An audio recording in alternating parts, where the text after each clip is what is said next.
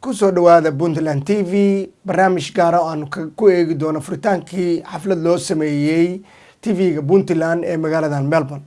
waxaa ka soo qayb galay xafladda dad tiro badan oo isugu jira aqoon-yahano, odayaal, dhalinyaro, waxgarad iyo dumar. Programkeenu caawa meeshaan isugu midnimidna waxaan u maleynayaa inteenaan meesha fadhida waa ognahay waa daafurka Puntland TV oo aynu caawa halkan ku daafurayno branchkiisa ama qayb kamid ah adduunweynaha meel kasta qayb uu ku leeyahay wuu socdaa waxayna kamid tahay waxaan u maleynayaa hadalhayskii madaxweynaha Puntland ha isku tashato ahaa marka TV baa hadda laga bilaabayaaba isku tashatadii inaynu isku tashano oo inagu aynu is abaabulno oo aynu daafurano qayb branch kamid ah branchiyada adduunka ka furan Puntland TV Australia gaar ahaan magaalada Melbourne. waxaan caawa anoo ku hadlaya magaca jaaliyadda Puntland ee Australia idinku mahadcelinayaa isku soo xilqaanteen barnaamijkan oo ah daafurkii Puntland TV oo South Pacific Asia Australia New Zealand officekeedii iyo studiohoodii oo aan caawa daafur u sameynayno marka anoo taa magaca jaaliyadda guud ahaan ku hadlaya oo idinku mahadcelinaya qodobka labaad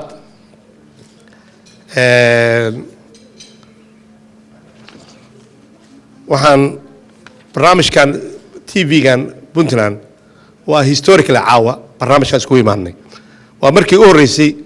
telefishinkan Puntland TV studio leeyahay laga furo dhulkan haddaan degannahay wuxuuna cover garan doonaa New Zealand, Australia, Malaysia iyo meelaha noo dhow aagaas oo dhan waxaana rajayn doonaa inaad fursad weyn aad ka heshaan dood cilmiyeedyada dood siyaasadeedyada xayeysiimada wararka oo dhanba idinka habqtiro midda ugu weyn aan ugu gol leenahay waxay tahay waxa weeye koruqaadka garaadka dadka in wacyigelin bulshada iyada ay hesho oo ah fursad ay ku tilmaamto fursad ay ku cabirto ra'yigooda oo dadkooda ay u gudbiso waxaan degannahay dhul aad u fog adduunyada kale Yurub waa la socotaan South Pacific aad u fogta in fikrado badan oo dalkii iyo dadkii faa'iido u ah baa aqoon-yahanada waxgaradka dhulkan degan baa maskaxdooda ka maaxanaysa muddo dheer baan waddankan joognay wixii aad maskax iyo aqoon dadka u hayseen maanta aan laga baahan yahay in aad soo bandhigtaan oo aad u faa'iidaysaan tala iyo tusaalaba dadkiinni adinkoo meel fog ka jooga inaad cabirkii siyaasadeed oo siyaasadda nadiifka ma ka hadlayo maaragtay siyaasadaha kale ee dal iyo dal lagu dhisi karo aad dadkii ku cabirtaan waxaan kaloo idinka codsanayaa ganacsatada caawa ka soo qayb gashay iyo kuwa maqanba ee dhulkan degan inay TV-gaadan ay dhiirigeliyaan maxay ku dhiirigelin karaan xayeysiimada oo xayeysiin ganacsatadooda iyo businesskooda ay ku xayeysiistaan TV-ga tallaabo sii qaadi karaa wuxuu sii qaadi karaa inuu meelo ka sii dheer gaaro oo uu qabto ugu horeyntiina waxaa ka hadlay oo ka warbixiyey sida ay u soo dhaweynayaan gudoomiyaha jaaliyadda Puntland Cumar Dhoolawaa oo halkaa uga mahadceliyay dadkii halkaa ka soo qayb galay waxaan mahad gaar u celinayaa dadka halkan caawa isugu yimi oo aqbalay inay ka soo qayb galaan barnaamijkan aan ku daafurayno Puntland TV Siciid baa dhameeyay hadalkii barnaamijka loogu talagalay inuu daadihiyo Puntland TV waxa weeye inuu dadka wax u sheego oo dadka wax baro muhiim bay inoo tahay haddaad fiirisaan adduunka dhinaca warbaahintu waxa weeye qaybta ugu muhiimsan oo loogu talagalay dadka inay wax u sheegto dadka inay hagto dadka inay ka celiso dhibaatooyinka jira oo ay ku maxaa la yiraahdaa ku jahayso wadada sax ah haddaad tagtaan waddanka ingiriiska intiina tagtay haddaad xasuusataan b b c aqalka boqoradu degan tahay aqalka uu degan yahay prime ministerku qaybta ay degan odayaashu way isu wada dhow yihiin ujeeddada laga leeyahay waxa weeye in had iyo jeer meediyadu ay ahaato mid loogu talagalay inay dadka la socodsiiso wax jira waxay doonaan ahaadeen dhinaca dhaqaalaha dhinaca amniga dhinaca waxbarashada dhinaca caafimaadka iyo wixii la mid ah nasiib baan u yeelanay maanta in aan halkan ku daafurayno Puntland TV oo ay noqonayso siduu Siciid sheegayba markii ugu horeeyay oo halkan laga furo laantan noqonaysa laanta Puntland TV ee Australia oo cover gareyn doonta areadan oo dhan New Zealand, Australia, Papua New Guinea, maybe Christmas Island, Indonesia, Malaysia iyo wax la mid ah farxad weyn bay noo tahay waxaan ka rajaynaynaa dadweynaha guud ahaan gaar ahaan ganacsatada siduu Siciid sheegay inay door fiican ka qaataan arrinta iyada ah oo ay soo dhaweeyaan inta awoodoodana ay wax la qabtaan barnaamijku wuxuu ballan qaadayaa barnaamijka Puntland TV in uu fursad siiyo dadka reer Australia khaasan dadka Melbourne jooga inay dhiibtaan fikradooda ku aadan Puntland waxay noqon kartaa dhinaca dhaqaalaha waxay noqon kartaa dhinaca waxbarashada waxay noqon kartaa dhinaca amniga waxay noqon kartaa dawladda in lagu taageero waxa socdo oo ay wado waxay noqon kartaa dawladda in tala la siiyo waxay noqon kartaa dawladda in haddii la arko in waxyaalaha madmadow ay jiraan la bidhaamiyo oo tusaale la siiyo lagala hadlo dawladda fikradana la dhiibto sida kaliya oo adduunku maanta ku shaqeeya waxa weeye in warbaahintu ama meediyadu ay ahaato hay-adda kaliya ee loogu talagalay in ay checking ama hubin ama digniin u noqoto xukunka markaa ka jira meesha TV-gaas ama warbaahintaas ay ka jirto waxaan rajaynaynaa warbaahinta aan Melbourne maanta ka furaynaa inay noqoto mid wax tarta wax u qabata hagta u digta taakulaysa marka loo baahdo dawladda Puntland ka jirta ma aha xukuumadda maanta jirta waxay noqon kartaa xukuumad kasta oo ka shaqayn doonta Puntland ma noqon marka xukuumad laga hadlayo madaxweynaha wasaaraddiisa laga hadlayo waxa laga hadlayaa dadka Puntland jooga oo dhan ha ugu horeeyeen dadka maamulka markaa gacanta ku haya waxaa ka soo qayb galay qunsulka guud ee u fadhiya dawladda federaalka ee Soomaaliya magaaladan Melbourne ee dalka Australia Yonis Yaasiin Xaashi caawa waxaan isugu nimi runtii wax aad muhiim u ah mujtamacyo badan oo inaga horeysay Soomaali ahaan haddaanu nahay ay hore u samaysteen sida miidiyaha ama afka Soomaaliga loo yiraahdo warbaahinta caawa waxaanu marag ka nahay Puntland TV in la daahfurayo magaalada Melbourne isagoo runtii inoo qaban doono howlo fara badan oo aanan hore u qabsan jirin sida warka iyaga halkan in la tabiyo Soomaaliya laga daawado runtii khayr baan u rajaynayaa marka hore iyo amaan ilaah baale amaan iyo mahad laakiin dadkii soo qaban qaabiyay xafladatan waxaan u rajaynayaa mahad gaar ah sidoo kale Universal TV baa inoogu horeysaan u maleynaya wax inoo soo xaadir halkan markaad Australia tiraado wuxuu ku warsanayaa maxaa geela u dishaan marka meelu kala qaadayo waa garan kadha waxa weey inaadan albax ahayn oo aad ariraac tihiin waxyaabahaas uu la jeeda laakiin taa hadda way ka duwan tahay waxaan u sheegaynaa Soomaalida daawanayso idil ku nool wax idin qaban kardho marka loo eego purchasing power waxa afka qalaad lagu yiraahdo hadda soo doonataan ama aad ma aragtay u riyaaqaysaan sida ay yihiin guud ahaan waxaanu qaadanay barnaamij la yiraahdo federal system dhamaanteedu waanu qaadanay runtii ninkii haro isagay jirtaa laakiin kaliya waxaanu hadda ku muransannahay waxa weeye amu ina kala qaybiyaa kaliya waxa mahad ilaahaya in Soomaalida iyadu aanu ku midoobi karo waxyaabahan hore aynaan u aqoon sida federalismka ballanqaad anoo ku hadlaya afka jaaliyadda Soomaalida iyo gaar ahaan kuwa Puntland waxaanu ballan qaadaynaa inaanu la shaqeyno baartaaro TV-ga Puntland waxaanu u bogaadinayaa runtii sida degdega ah oo uu TV-gaani u fiday marka loo eego muddadii uu jiray hadduu maanta marahayo koonfurta fog Australia iyo New Zealand waa waxa weeye horumar weyn marka bogaadin ayaan leeyahay akhyaartii runtii halkaas soo gaarsiisay maxaa loogu talagalay warbaahinta sideeda media waxa weeye ma ahan propaganda waxa weeye inuu dadka wax baro oo inform gareeyo waxa jira inuu educate gareeyo oo wax barnaamijyo caafimaad barnaamijyo waxbarasho barnaamijyo hawleed an awareness dadka lagu aware gareeyo waxa markaa jira lagu wacyigeliyo af Soomaaliga hadda waa yaraanaya oo 22 sanaanu wanaanka joogna had marka erayadaas hadaan isticmaal iga raalahaada waxa weeye marka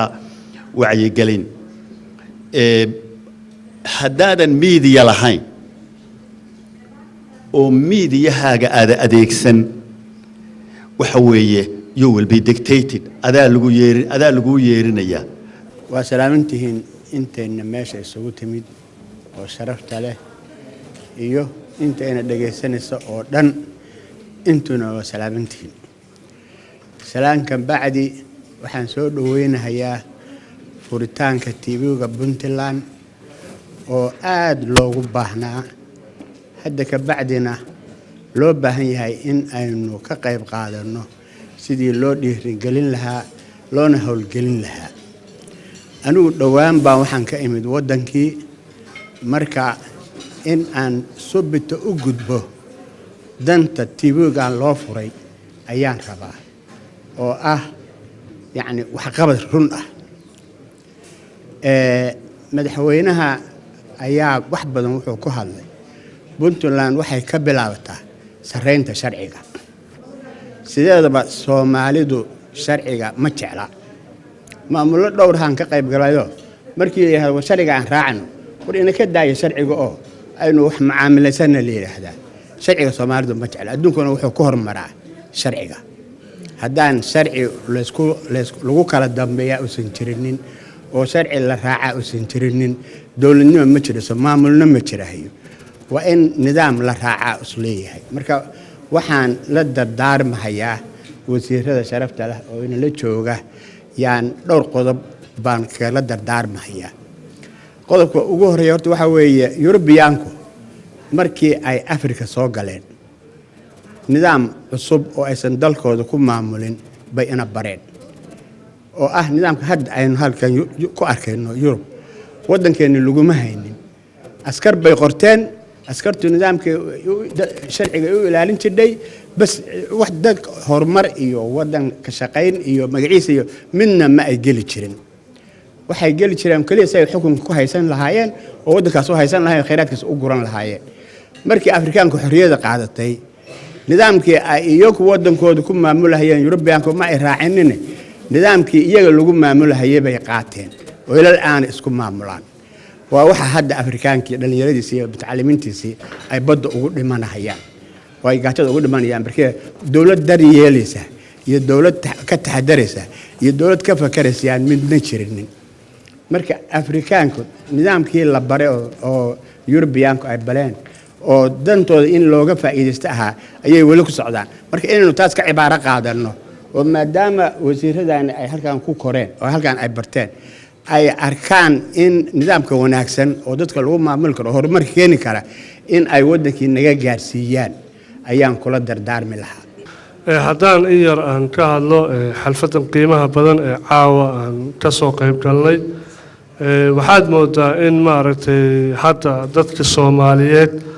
meel kasta ay joogaan inay hadda ku baraarugeen faa'iidada ay leedahay media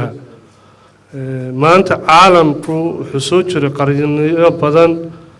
wadamadan horumar ee caalamku waxyaabaha ay caalamka ku haystaan ma aha awoodooda ma aha qori ama ma aha dhaqaale waxa kaliya ee adduunka ay maanta ku haystaan waxa weeyaan waa media weeyaan waxaad ogaan kartaa marka media faa'iidada uu leeyahay media waa waxa kaliya ee maanta adduunka fariinta aad haysid aad ugu gudbin kartid dhammaan caalamka hadda waxaan qiyaasayaa Puntland TV waan daawadaa wuxuu hawada ku jiraa adi muddo aada u kooban markii loo fiiriyo tviyada kale ee soomaaliga ah laakiin marka aad fiirisid maanta dadka ka soo jeeda gobolka puntland shalay iyo maanta isku mid uma aha wadankii waxaa laga yaabaa horumar badan oo maanta ay arkeen inayna shalay fahansanin laakiin horumarkaasi wuu jiray inuu shalay jiray baa laga yaabaa waxyaabahaas oo dhan laakiin shalay haddii qof wadankii tegi mooyaane qof kale oo ka sheekayn kara ama dhihi kara wadankii waxaasaa ka jira ma jirin laakiin maanta waxa weeyaan qof walba oo caalamka jooga wuxuu ogyahay puntland maxaa ka jira caafimaadkeedu waxbarashadeeda maanta madaxweynihii puntland muxuu qabtay xukuumaddii puntland maxay qabatay wasaaradihii kale maxay qabteen waa up to date maanta waa lala socda laakiin shalay waxaa laga yaabaa in ay keliya kala socotid un wax un ama tviyada kale soomaaliga laga soo daayo ama wax aada u kooban laakiin maanta tv qaas u ah dowladda puntland shacabka reer puntland waxaa weeyaan waxaan dhihi karaa baahidii jirtay boqolkiiba 50 wuu daboolay weli ma qaba inay boqolkiiba 100 ay baahidii ay daboolantay laakiin haddana waxaad dhihi kartaa baahidii wuu daboolay marka tan kale waxaa nasiib wanaaga in maanta tvgii puntland branch ka mida laga furo australia gaar ahaan magaalada melbourne taasi waxay noqon doontaa waa bridge weeyaan aad iyo aad waxaan mar labaad ugu faraxsanahay inay tahay meesha dhalinyarada ee reer Puntland ay codkooda ku soo gudbin karaan aqoontooda ku soo gudbin karaan anoo mar walba taageersan codkii madaxweynaha Puntland oo kaalinta koobaad galiyay dhalinyarada chance fiican ayay noo tahay waxaan kaloo diyaar u nahay anoo ku hadlaya magaca dhalinyarada reer Puntland inaanu TV-ga aanu garab istaagi doono dhan dhaqaale dhan xoog iyo dhan kastaba waxaa kale oo ka hadlay wasiiru dowlaha kalluumaysiga iyo khayraadka badda Dr. Cabdiraxmaan Kulmiye oo isaguna ka warbixiyay waxqabadkii wasaaraddiisa iyo dowladda runtii aad bay farxadii ugu tahay ama noogu tahay haddaanu nahay wasiirada ka socda dowladda Puntland inaan idinkala soo qayb galno xafladatan lagu daafurayo TV-ga Puntland oo runtii aad iyo aad qiimo weyn ugu fadhiya bulshada iyo dowladda Puntland oo ah yani afkii dowladda ku hadla waxaan rajaynayaa in aad iyo aad looga hadlay carabka loogu dhuftay faa'iidada iyo wanaagga iyo waxyeelada haddii si kale loo isticmaalo saxaafaddu ay leedahay marka ma rabo inaan waqti badan halkaa ku dhumiyo waxaan rajaynayaa marka wixii laga qabtay waddanka in doctorku uu sheegay laakiin wuxuu xooga saaray waxa la yidhaha hardware ama maaragtay mashaariicda la taaban kara weeye laakiin waxaa jira wax badan oo waddanka ka socda oo software aan iraan haddaanu computer jargon aan isticmaalno maaragta oo ah reforms oo lagu samaynayo doohabayn hadday noqon lahayd cadaaladda noqon lahayd hadday noqon lahayd shaqaalaha iyo shaqada hadday noqon lahayd ciidamadii ay you name it oo tiro badan baa socda oo aan rajaynayno waqtiga aanu ka tagno oo nala bedelo haddii rabbi idmo inaanu ka tegi doono dowlad rasmiya oo wax walbaba u dhan yihiin waa garanaysaa Puntland waxay ka soo dhaxbaxday dowladdii Soomaaliyeed oo burburtay meel cidlaaha laga asaasay dhulkeena waxaa la oran jiray gaariwaa waxa la nin walbaba meel baa laga hayaaye adunkuna inaad danaynaysaan u malaynayaa doctorkuna oo ka hadlin waxa weeye xaggii badda weeye baddeenni annaga qaylab dhaan badan baa ka jirtay saa la socoteen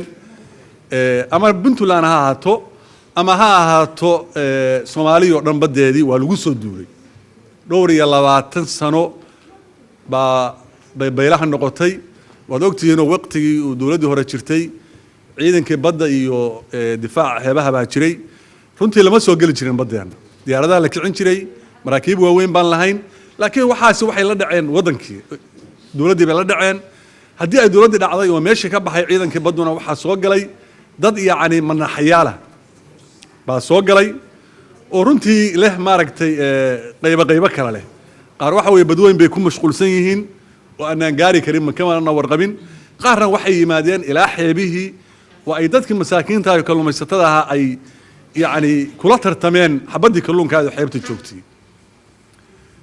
waxaan u maleynayaa taas inay tahay geedkii yidhi geedu yahow gudan yahay ma goyseen haddaan gabalkay kugu jirin ninka imaanaya xeebtaada imaanayo 1 kilomitir 2 kilomitir u soo jirsanaya waxaa soo hogaaminaya qof Soomaaliya weeye oo runtii aan garanayn dhibaatada waxaan ay geysanayaan ama waxa laga qaadanayo iyo waxa la siinayo isku dhigmayaan annaga dawlad ahaan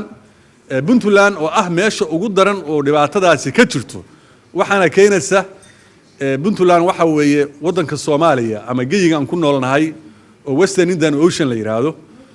waa meesha ugu khayraad badan weeye waxayna ku jirtaa 5 meelood oo adduunka ugu khayraad badan bay ku jirtaa marka khayraadkaas aan nimankaan soo dooranayaan dabcan marka dhibaatada ugu weyneedna wayna soo fuulaysaa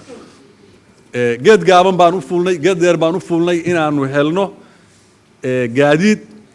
iyo ciidan iyo qalab badi lagu ilaaliyo waad ogtahay dawladdii maraakiibteedii waxay ku dageen Kismaayo qaar baa ku dagay qaar baa berbera ku dagay dayactir la'aan markii dawladdii dhacday kuwa kale in la soo gadana waxay u baahan tahay kharash tiro badan bay u baahan tahay kambariyaan u tagnay dhowr meelood oo wadan baan tagnay dadkaan u tagnay oo namarti qaaday waan u tagnay shuruudahay ku keenayaan maaha shuruudo qof wadaniya uu qaadan kara maaha qaar waxay ku weydiisanayaan budgetka Puntland wax ka badan qaar waxay ku weydiisanayaan ayagoo aan maaragtay haysanba wax la yiraahdo ama qalab ha ahaato ama aqoontii bay ku leeyihiin waxaana siisaa exclusivity wax la yiraahdo waa anaga kaliya noo saxiix war hadda goorma xagga waxaan wax keenaysaa reer hebel baan la hadlayaa reer hebel baan la hadlayaa waxay soo socotaba waad ogtihiin 2 maalmood 3 maalmood ka hor waxaa lagu qabtay magaalada Boosaaso xaflad weyn oo lagu kiciyay hal markab oo bilow ah oo uu leeyahay muwaadin reer Puntland oo badda lagu ilaalinayo Dr. Maxamed Abbas oo ah wasiiru dowlaha madaxtooyada iyo xiriirka caalamiga ayaa isaguna wuxuu ka warbixiyay xafiiskiisa iyo hawlaha uu qabto iyo dhammaan dawladda iyo boolisyada ama siyaasadeeda ku aadan xiriirka caalamiga iyo wadanka gudihiisaba TV-ga caawa halkan TV-ga Puntland saad ogtihiin qof baa taabtay in positive iyo negative uu leeyahay Aamina ayaa sheegtay horta meediyahu waa seef laba aflaa marba waa dhinacaad u isticmaasho warbaahinta qaarkood waxyaalaha ay sheegaan xataa dadka waalan kama suurtoodo laakiin waa inaynu aad iyo aad uga feejignaanaa been sheegidda qabyaaladda dawladda wixii wanaaga ah laga sheego yaan la qarin wixii loo arko dawladdu inay ku khaldan tahay xataa yaan loo adeegsan in lagu burburiye ha loo sheego waa nasiixa moogtay haddii dawladdiina malaa'ig maaha oo ma khaldamayso maaha inaanay khaldamayn laakiin xataa khaladaadkii naga dhaca waa inaad tirahdaan halkaa iska jira haddaanu nahay jaaliyadii halkaasaad ka dhutinaysaan weaknesskii dawladda lagu arkay yaan loo isticmaalin in lagu majaxaabiyo waxyaalaha aanu maagannahay haddii mar kale nala sii doorto waxaa ka mid a airportka Boosaaso kolay warkiisa aad baad uga dharagsan tihiin laakiin waxaa laga yaabaa waxna waa ka sax waxyaalo badanna inuu khaladka iyo wararka aad ka haysaan kolay dacaayado badanna waa naloo geliyay suuqa laakiin Soomaalidu waxay ku mahmaahdaa caano ninkii lisay loo jeedo ninka wacab golaha wasiirada iyo dawladdu waanu shirnay waxaanu mar haddaynu airport dhisayno waxaa wanaagsan airport aad u weyn oo caalami ah in uu noqdo shirkadii baanu la fadhiisanay contractigii baa dib loogu noqday dawladda Puntland iyo kambanigii Chinese-ku waxaa la isku raacay airportka in laga dhigo 3.6 3 kilomitir iyo 600 oo talaabo xaggii ballaca oo ahayd 45 mitirna waxaa laga dhigay 60 mitir marka warka saxdii intaas weeye kaas macnaheedu waxa weeye diyaarad kasta oo ay u weyn yihiin diyaaradaha la yiraahdo 777 Dreamliner ama ha ahaato A300 A380 oo jumbo kuwa ugu waaweyna intaasiba way ka soo degi karaan 3.6 markuu dhamaado wuxuuna noqonayaa airportka ugu weyn ee Jamhuuriyadda Soomaaliya ay leedahay airportka muqdisho waa 2.5 for your information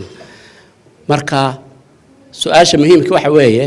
haddee ballanqaad unbaad wadaane hawshani goormay soo dhammaan soo maaha wejiga koowaad ee mashruuca airportku bisha December ee sanadkan waa facekii hore idin sheego ahaa 2.6 kii hore waxa uu dhammaanayaa runwayga sanadkan dhammaadkiisa marka maadaama airportku uu waqti dheer qaadanayo waxaanu isku raacnay inaan la sugin in la dhameeyo 3.6 hal mar inaan la sugin marka 2.6 ayaa la dhammaynayaa runwayga sanadkan dhammaadkiisa which means dhammaan diyaaradaha Soomaaliya taga Dalo Airline Juba any diyaarad oo hadda aan ka degi karin Puntland dhammaantood bisha December way ka degi karaan garoonka Boosaaso oo ah 2.6 su-aasha kale oo hadda anagu dadkaanu dhagaynaa moogtay suuqa waxaa ku jira dawladdu lacagtii bay weydo Chinese-ki waxay dhaheen ma dhammaystiri karayno 3.6 wayna u baantay marka su-aashu waxa weeye dawladdu xagee lacagta ka keenaysaa maadaama lacagtii hore oo Talyaanigu bixiyay uu ahaa 2.6 waa su-aal aad u fiican isla kambanigaanu kula heshiinay in 2.6 oo laga degayo shaqeynaya oo lacagta badan ay dawladda ka soo galayso ka kale uu sii soconaya markaa in kambaniga Shiinaha laftiisa Puntland laga siin doono qandaraasyo marba meeshii ay u baahdaan oo dalkana faa'iido u leh iyagana ay noqdaan kambani nooga dhow kambaniyada kale marka lacagtu halkaas ay ka soo bixi dawladda Puntland ayaa bixin doonta maaragtay oo kambaniga Chinese-ka siin doonta sababtoo ah lacagtii loogu talagalay Talyaanigu bixiyay ma dhamaanayso haddaanu damacno in 3.6 la dhameeyo marka horta airportka warkiisu waa inta habeen iyo maalinna waa laga soo degi doonaa mashruuca kale waxa weeye garoonkii Garowe waad ogtihiin lacagta Kuwait baa bixisay iyo jaamacadda Maakhir bishii hadda March dhammaadkeedii Dubai baa waxaa ka dhacay kambaniyadii u tartamayay 4 kambani ayaa waxay soo buuxiyeen shuruudii Chinese iyo Turki ah adiga bishan dhammaadkeeda ayaa 4 la kala saari doonaa muddo dhow waxaa lagu dhawaaqi doonaa kambanigii ku guuleystay Garowe Airport inuu dhiso dhererkiisu waa 2.5 marka uu ka yaraanayaa ka Boosaaso laakiin waxaan ugu talagalnay in dhulka loo diyaariyo hadhow haday dawladdu hesho in la sii weyneyn karaayo si uu la mid noqdo kan Boosaaso oo kale marka 2.5 diyaarad kastana way ka soo degi karaysaa oo ah diyaaradaha hadda Soomaaliya aada waxaa dhiman hadee Puntland waa deegaano badan moogtay waxaa dadka laga yaabaa inay qaar dhahaan war hadee dhulkii kale ma la halmaamay dhawaan insha Allah taala saad ka warhaysaan mashruucan la dhaho New Deal-ka lacag badan bay ku leedahay Puntland waa iska cagajiid badan yahay laakiin maadaama ay noqotay state-ka kaliya oo si rasmi ah functional u ah state-yada Soomaaliya qaybtay Puntland ku lahayd aad baan u rajaynaynaa in dhawaan la soo daayo lacagta New Deal-ka ka imanaysa oo dhawaan la filayo qaybta ugu horeysa waxaa lagu bilaabayaa airportka Gaalkacyo waxaa halkaa ka hadlay dumarka oo ay ugu horeysay Safiya Horeeya annagu insha Allah inaan waxba ma qaribayno mana rabno inaan wax qaribno ilaahayna nagama dhigo ilaahan ka magan galo inaan wax qaribno inaan wax hagaajinaa rabnaa ilaahayna ha nagu garab galo saasaan u keensanay tan koobaad waxa waaye madaxweynaha Puntland Professor Cabdiweli Maxamed Cali Gaas wuxuu yiri Puntland ha isku tashato isku tashigii madaxweynuhu inoogu baaqay na way inoogu kaliftay inaan u keenno inaan isku tashano oo danaheena aan ka tashano oo isku filaano inagu isku filaansho gaarno ilaahay idankiisna waa ka rajaynaynaa inaan dad isku filan noqono taasna way nagu kaliftay teeda kale waxaan nagu kaliftay inaan keenno bulshada reer Puntland ee Australia degan waa dad aad u firfircoon runtii kuma amaanayo waa dad jecel inay ma aragtay wadankoodii iyo dadkoodii wax u qabtaan waxna la qaybsadaan taasna way nagu kaliftay waan ku guuleysanay waanan keensanay alxamdulilaahi rabbilcaalamiin waanan ku guulaysan doonaa marka waxaa la ina ka rabaa sideennii horeyba aynu isugu tiirsanayn oynu u firfircoonayn oynu u dadaalaynay waaba tiyo ti lagu daray maama waxaa la dhahay wiilkeeda dagaal galay wuxuu yidhi iyo maaqan oday wuxuu ahaa runtii wuxuu yidhi hooye ma arkaysay sidaan xabadda u ridaayo geesi suu yidhi waa saasaa oogala sii dhawaatid intaasoo oogala sii dhawaatid marka waa sideennii hore oo aan kaba sii fiicnaanoon horumar ka sii gaarnay marka waxaa layna ka rabaa marka tv-ga annaga waan keennay alxamdulilah waa inoo kana caawa laakiin adduunka waad aragteen doodaa ka socda barnaamijyaa ka socda inaan waddankeennii aynu maaragtay aynu horumarkaan gaarnay nabadda ka jirta wixii inaynu sheegno oo ka hadalno oo maaragtay barnaamijyo loo suubiyo oo la iscaawiyo oo maxay tahay si fiican oo maaragtay aan hawsheenni aynu u gudanno intaasna waa idinku baaqayaa aad iyo aad baa u mahadsantihiin wasiiradeenna iyo maaragtay martideenna sharafta leh si gaaraan u salaamay giddigiina waa idin salaamaya aad baan ugu faraxsanahay tv-ga Puntland maasha Allah noo furmay waxaan leenahay hambalyo anigoo ah gabdhaha ganacsadayaasha waddanka Puntland ka mid ah waan soo dhaweynayaa waana taageerayaa maalkayga xoolahaygana waana horayaa waxaan kaloo jeclahay inaan ka hadlo dhammaan bulshada reer Puntland walaalayaal waxaan haysanaa dawlad waxaa noo dhalatay aad iyo aad u fiican oo naga rabta support farkariga fool ma dhaqdo waddankeen dhibaatooyin badan baa ka socda marka waa in dawladda kaligeed wax ma qaban kartee heel iyo hoo aan ag istaagnaa $20 haddaan bixino bishii waxay caawisaa 2,000 oo askari oo waddanka nabadgelyadiisa saxda markastana waan ku taahaa waana jeclahay arrintaas inaan ka dhawaajiyo haddaan rabno dalkeen inaan u noqono waa in nabadgelyada aan sugnaa dadkeena qurba joogta dawladduna waxaa waaye ma aha dawlad Soomaaliya jiri jirtay waa hore waa dawlad burburtay oo maanta rabta inay soo kabsanto Soomaaliya dhan baan ka hadlay ma aha dawladda Puntland kaliya marka gaar ahaan Puntland kulligiin waa idin salaamay salaamu calaykum waraxmatullaahi wabarakaatu marwooyin iyo mudanayaal marka ugu horeysa ilaahay baa mahad iska leh oo caawa halkaan isugu keenay kuwa kor ka yimid iyo kuwa waddanka joogayba ilaahay mahadiisa ka sokow waxaan aad u bogaadinahayaa oo u hambalyaynayaa oo aan leeyahay aad baad u mahadsantihiin dadkii noo soo abaabulay xafladdan quruxda badan iyo furitaanka daahfurka radio Puntland marka aad baad u mahadsantihiin cimri dheer iyo cibaado suban iyo camal saalaxan idinku ducaynaynaa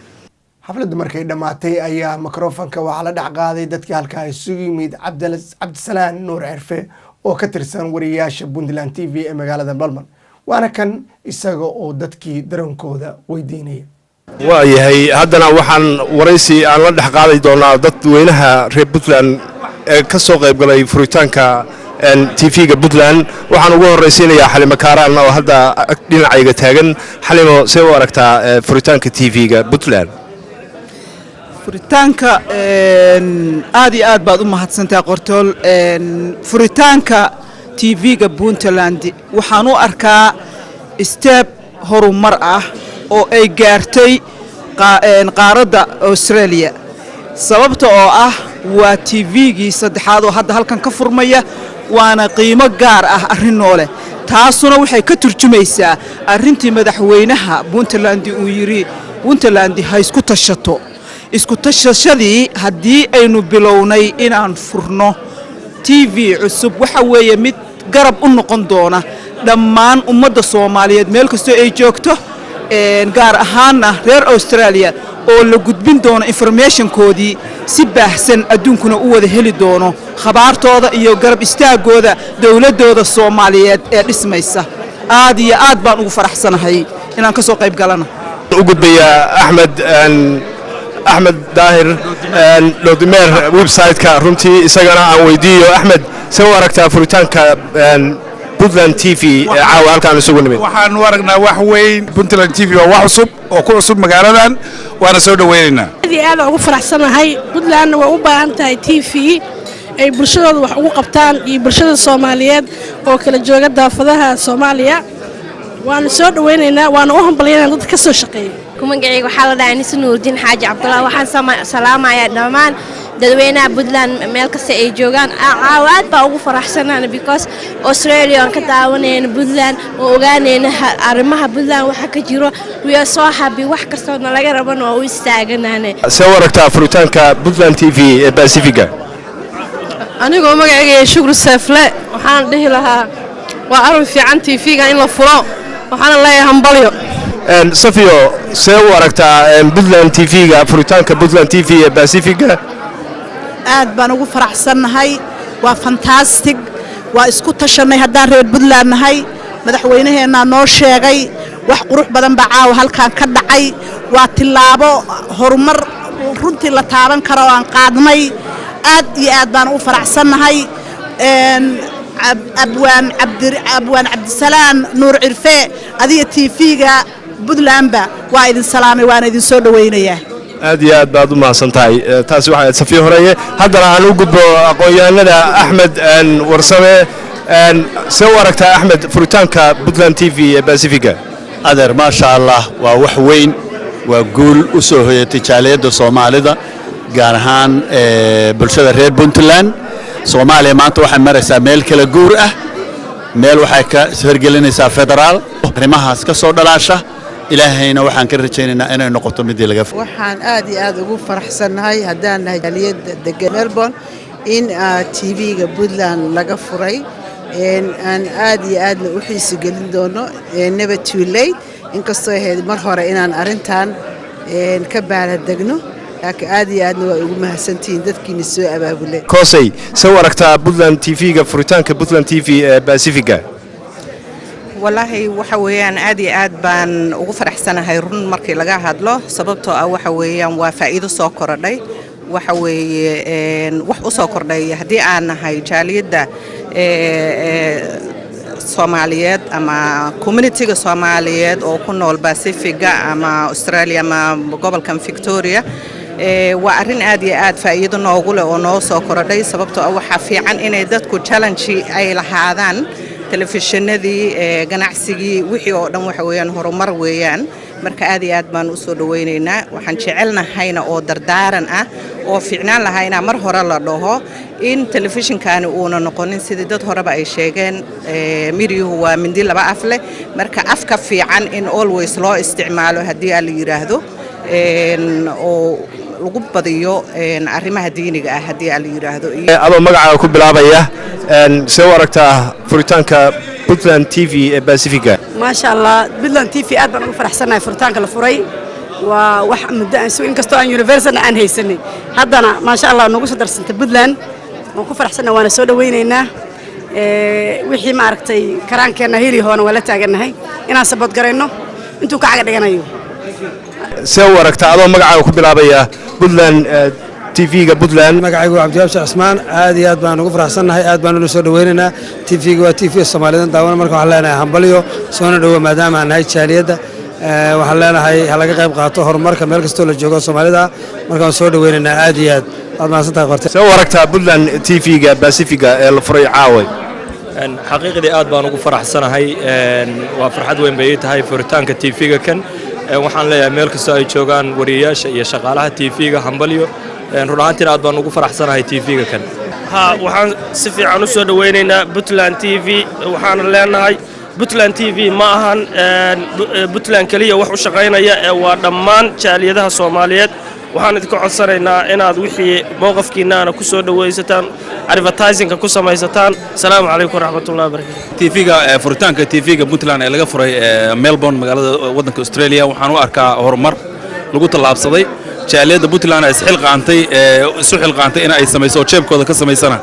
aad bay ugu mahadsan yihiin wixii wanaagsan oo la sameeyo waxa loo qabtay dadka Soomaaliyeed wixii wanaagsan oo jaaliyada Puntland ay samayso waxay u samaysay Soomaali baa leh cabdisalaan aad iyo aad baa u mahadsan tahay waxa aad iyo aad baan ugu faraxsanahay furitaanka TV-ga Puntland ee halkan laga furay TV-gan ma iska lahaa Puntland kaliya waxa iska la Soomaaliya oo dhan baan ka faa'iideysan doontaa insha Allah haddii la haydmo Cabdiweli see waragtaa furitaanka Puntland TV ما شاء الله waxa la qoori kara ma runtii waxa la qoori kara ma waa wax baahi weyn loo qabay waxaan dhihi karaa sida sababada nooluhu hawada ugu baahan yihiin ay ahayd qalab loogu baahan yahay alxamdulillah caawa inuu furitaankiisa bilowday ilaahay waxaan ka rajeynayaa inuu noqdo mid aad u hana qaado ummad oo dhan Soomaaliyeed gaar ahaan Puntland anfaca آمين أنت سنقدر أدي أد بعد ما صنتهاي كاسي وحوها أبوان عبدولي فرح قنبي تاسيا كوسو جبيننا ددوينه على دحق هذا الميكروفون كا برنامج كني جاركا هالك كان أتكدا ونيسين بوندلاند تي في استوديو ملبون أنت أيانو كوسو جبيننا أنت إنه مردم بكل ما إنه وحنا إذا كجتينا سيدا إيه نبتقليه أنا جو عبد العلمية عبد السلام إيو بهذا فرصة ماذا وما تسنتي